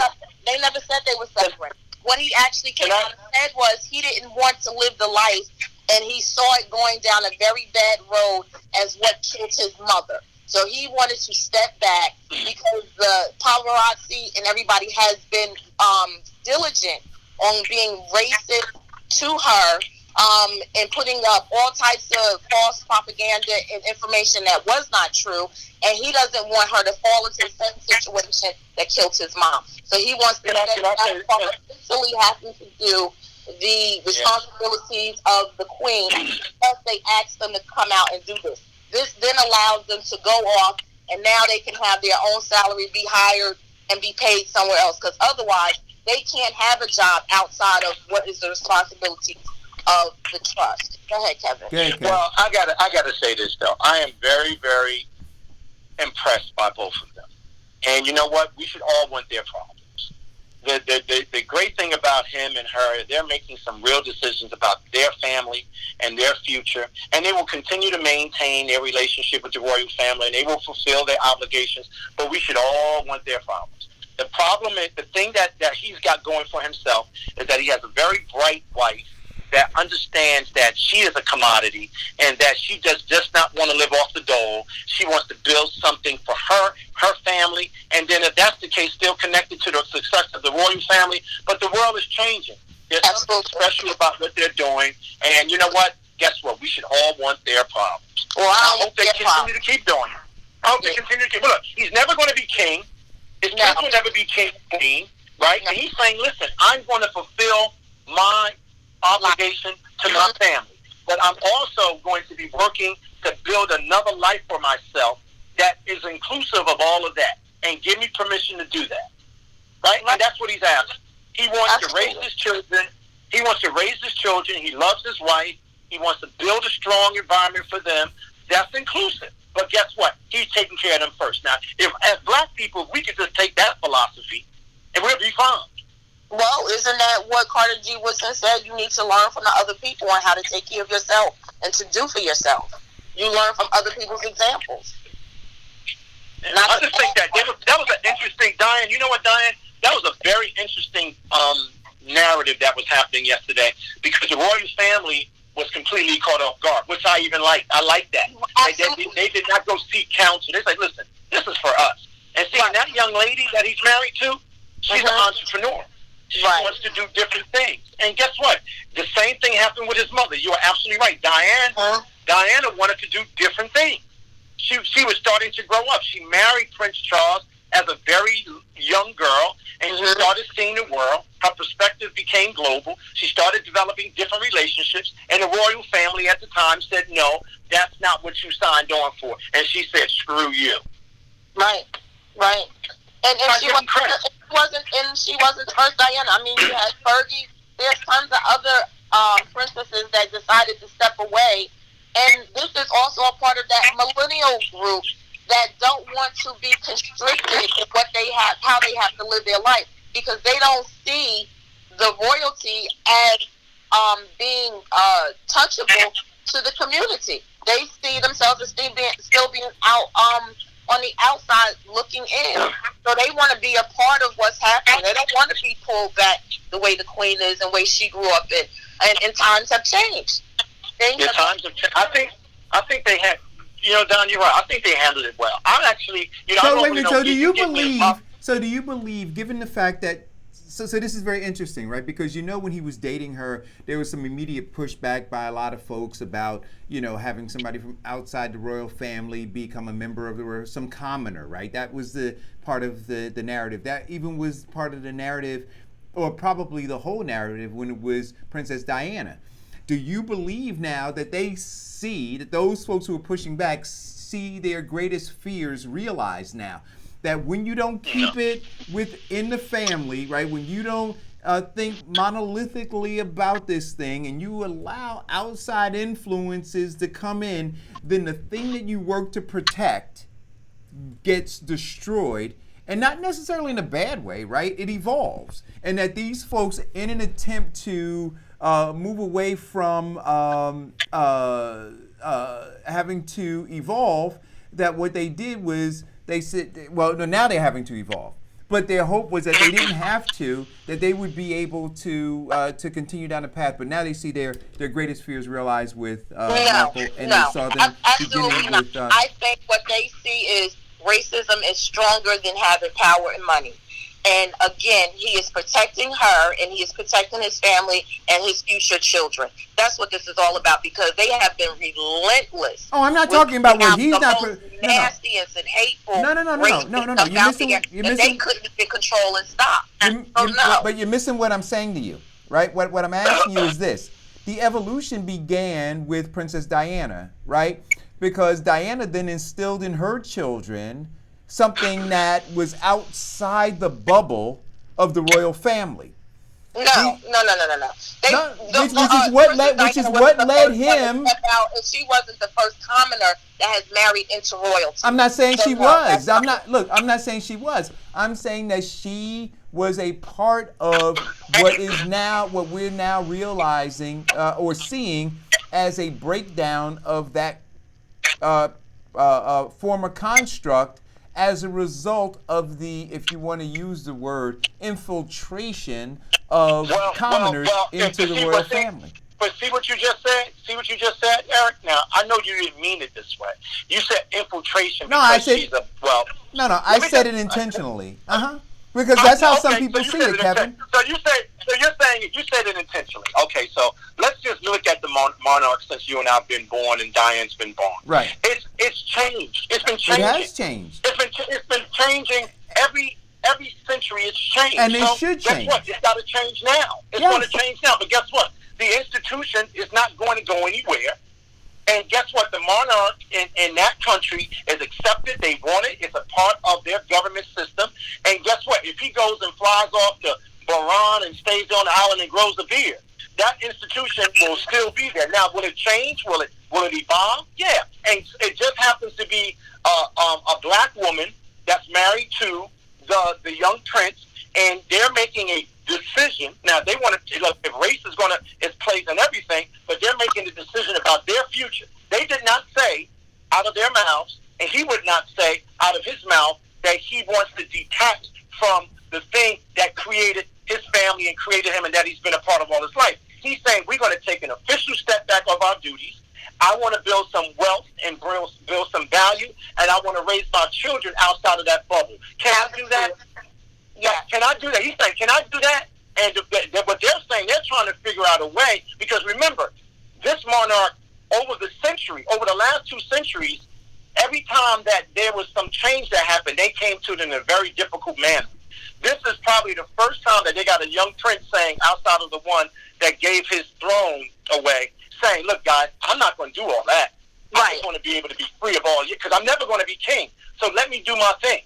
Let me take care of my family. You know, I give a young man. The young man is an interesting young man. Absolutely, because staying within the realm of doing his duties under the Queen means that he can't go off and be employed anywhere else. He can't go off and make money anywhere else. He has to be under whatever the rules are of the trust to do what he does, and he gets paid through the trust. Him stepping away from this allows him to be himself and to be an individual. And if the Queen says, we need you to represent or be here in this country or do this thing, then they can go and do that at their leisure. They're not obligated to be somewhere every month, every other time. They're also the only first couple that took the longest sabbatical since she had maternity leave, because usually they would have been back circulating and traveling throughout the country. So, well, one thing I like about her, Diane, is that she is in control of her life. I mean, I don't know the young lady, but guess what? When she's a Hollywood girl, she's a Canadian girl. She's been spending her own money. But now, here's the one thing that she needs to be concerned about. She married into that institution, so there's some conflict there, which is real. Kevin, she married into that institution. However, she's the woman, and we all know women run the household. Well, that's true. That's true. I'm not going to dispute that. Yeah, look, hey, Eric. Hey, you didn't step into that. Hey, Kevin, you did a good job not stepping into that one. Hey, Eric. Hey, big bro, I'm not getting involved in that. And guess what? You'll get a call. Yeah, shut up, Eric. Shut up. But no, what I think is a very interesting, I mean, as far as culture is concerned, Diane, I'm glad you brought that up. That's a very interesting discussion that's going on right now. I mean, I find it very intriguing that these two young people are looking at the world differently, and that means the monarch is going to change. Now, the person that's upset about this is Prince Harry. He's upset. Yeah. Oh, Because he now realizes this brother's going to be able to play and do things that he can't do because he is directly linked to the throne. Yep. You know, he'll probably end up being king sooner than later. You know, Absolutely, because his father already renounced him taking over the position. So he is the next in line. And after him would be his son. Yeah, hey, well, listen, the man is moving on and doing this thing. I just think it's a good kind of conversation to have. And guess what? We should all be talking about protecting our family at all costs, protecting our women, protecting our children. We should be looking at the value we have together as a group of people. And that's what I'm working towards for the rest of my life. So until listen, it ends. I want to see that. I want to spend some time now. Talk. You know, we got about 13 minutes left to the show. I think that we did an extraordinary job, guys, with the last book, The Miseducation of the Negro. One of the things that I want to start to do, I may start putting compilations of the audio file together and maybe run a series over a period of time that'll be Facebook Live, and it'll just maybe play a half of a chapter, and I'm going to see if Facebook and YouTube will take it down, you know, for copyright purposes. My hope is that they won't. Because the book. So you saying we putting the book up for free? No. But some things. Some people who didn't take the effort to read the book. But some things enter into the public domain, right? And you're able to do that. So I'm going to see whether we can, because I want to continue the discussion around it as we lead up to the next book, which is the Willie Lynch letter and the making of a slave. I don't think I have. Now listen, I gotta tell you. I got some emails this morning, boy. Now, if they didn't have the book, they're buying the book now. So that's good. I'm encouraged. Be on the third book. They're buying which book? If they really want to get where we at, they need to start with The Death of the King and come all the way up, so that they could be really good and mad by the time they get to Willie Lynch. So, and you know what, Eric and Diane, you know what, guys? It's all right to be mad. Yeah. They told us it's not good to be angry. Right. It's all right. It's cool. So which it's all book? Right to be outraged about. So which book are you saying that they're looking to buy now? They're buying the Miseducation of the Negro. They listened to the show. They listened to the show yesterday. Oh, okay. And they didn't have the book, Diane, but they're going to buy the book. Well, you know what I'd like to do? Oh, The Miseducation of the Negro. They're going to go out and buy that book? Yes, ma'am. All right, so in reference to what you said, Eric, and I'm going to let you go right after this, the Negro needs to become angry with himself because he has not handled his own affairs wisely. In other words, the Negro must learn from others on how to take care of himself in this trying ordeal. He must not remain content without taking other steps aside for himself and then come in the guise of friends to subject even that limited information no further misinterpretation. In other words, he must become angry with himself because he has not handled his own affairs wisely. Wow. Well, but that's what we talk about on the show, right, Kev? We look and say, you know what, at some point, we can talk about these elected officials, but at some point, we got to turn that lens on the group of people who are allowing this to occur, right? But this is what they're going to say, Eric. This is what they're going to say. I've heard this before. This is what they're going to say. Well, they're the victim. That's the wrong response to what we're saying. They're the victim. That's not working anymore in the 21st century. It's not working. No, we got to change our language. We got to identify who we need to identify. We need to change our language, and we need to unify around some values. I don't have to agree with Farrakhan said. I don't have to agree with what Diane or you said, but I do have to have some shared values, and I think our values link us to a truth that talks about how we can work together to restore and build and sustain our communities or our neighborhoods moving forward. Because we're not a community. Right. And that is by shaming the devil and telling the truth. Right. That's right. And so, Diane, part of the reason I want to, and yes, maybe we should do some of this too. I'll see if I could talk to some folks, maybe get some, some people who are willing to do some voiceovers, and maybe we can pick some areas out of Death of a King and have it read, right? And then have an audio have that audio placed up there as well. But I think that we need to do that. We have to meet people, I believe, where they are. So there were a group of people who followed along in the book club. There were people who came in afterwards and were part of the show yesterday. We had over 1,000 viewers, so that was great. But then I think that we need to continue it, because yes, there are some people who didn't buy the book, but like Kevin said, they called them after listening to the show and they're going to buy the book now. And so I don't think that we should leave them back there after they read the book. I think that we should continue to have conversations about it. So I want to look at how to use the platform, even as we're moving forward with the next book, how to go back and continue conversations if it has to be a separate segment, right? If we pick a Saturday or a Sunday or something else where we gather around a table and we say, you know what, we're going to go, even though we're currently reading this book and we're set for a review on March 5th. However, we want to go back and revisit some of the things that we talked about in these previous books and catch some other people up. I think that we have to figure out how to do that. And anybody who has suggestions on how to do that, let me know. Well, you know what, Eric? Eric? I want to stick a pin in it right there. Just give me 1 second. Now, here's a platform that's been built to have these discussions. That's the solution. Now we are developing a footprint for literature, black literature, that's important to give us a baseline of what's going on in our lives today, what happened in our lives in the past, and what we could be doing in the future. Then what you did after that, you went and you found small businesses that happen to be black, thank God, and you're now advertising what they're doing, which brings value to them and gives us access to that kind of business. Now, you're talking about solutions, right? So now you're going a step further. You're going to dissect the books even further, and you're going to share those parts of the book that might bring value to this conversation. Now, that is a solution. Now, you come on the show today, we're going to create a list of things, a checklist, and the first thing is term limit. Now, we're going to keep doing this, but it ain't just up to us. Right. It's got to be up to you.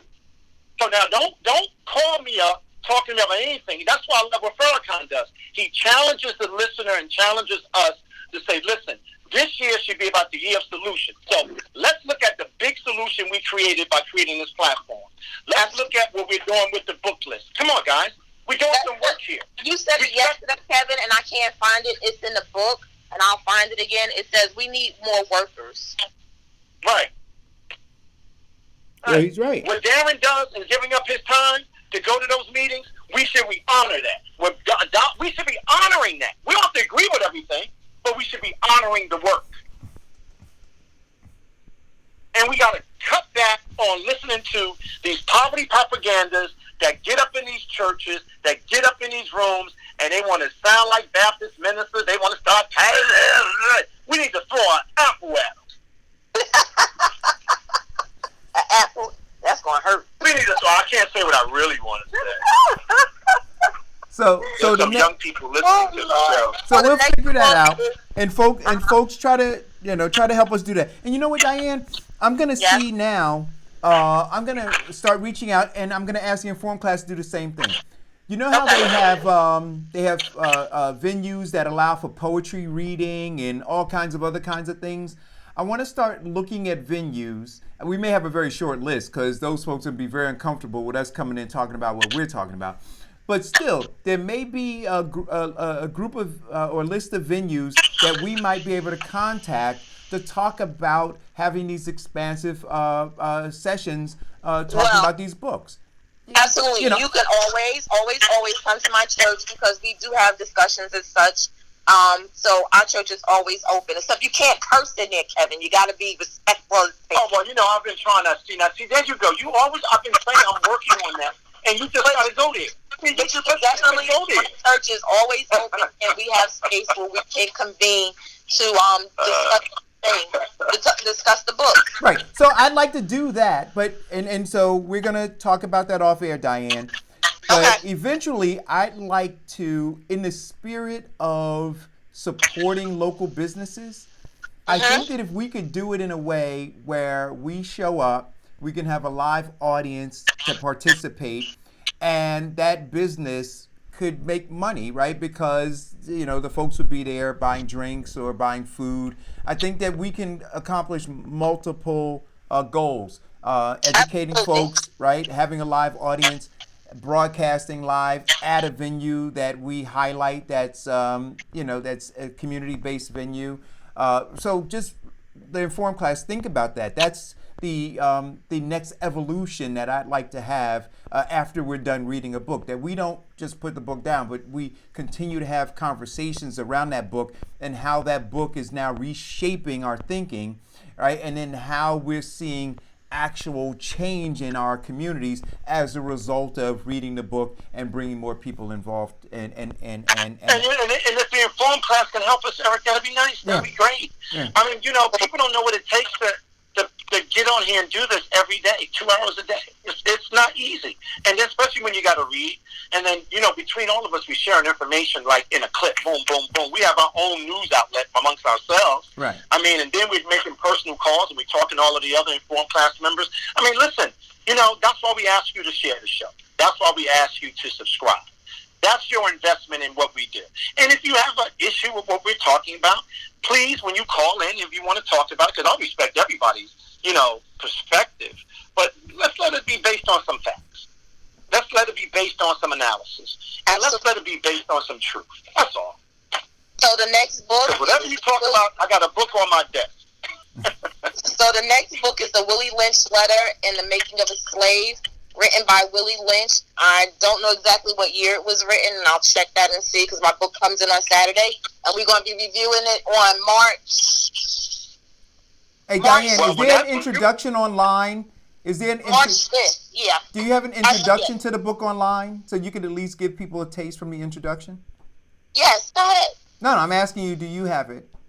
Oh, no, I don't have it in front. I mean, I could give it to you real quick. You want me to give you something real quick? I can. Yeah, just talk. Just so that people understand, have a sense of it and what we'll do throughout the course of the, and somebody else made a recommendation, they said, which I love, right, from the informed class. Somebody inboxed me and said, hey, Eric, we like the way that in yesterday's show, leading up, during the intro, you had the graphic of the book, right? They said, can you do that moving forward? So if you guys noticed, on today's show, not only did I have the date graphic, I had the coming soon graphic, I also had the graphic for the next book that we're going to be reading. So any of those kinds of suggestions, we take those suggestions seriously and we try to implement them if they make sense. So I'm going to take this call while you pull up the intro, Di. Hello, caller, go. Hey, what's going on, guys? Man, I really want to help with the with going forward and bigger venues and stuff like this. And I have a couple of ideas for some shows and would love to be involved in that. This is Mike Store, by the way. Appreciate you, brother. No, because it's,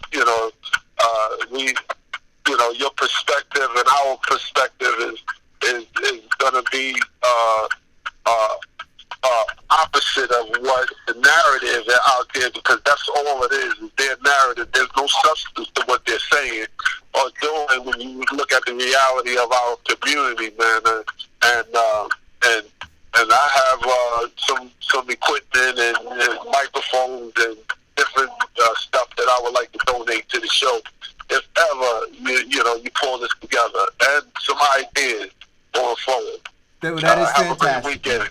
Wonderful, thank you. This is what I'm talking about. This is exactly what I'm talking about. Folks stepping up, leaning into this thing. It's going to take all of us to shift. Well, I just got another text from our informed class member Kathy Fellows, and she's offering the same thing, and she's got some ideas, even raise money by doing it, and we could change it up. And we can add guests on it. We can add guests in high chairs and have somebody moderate what we do.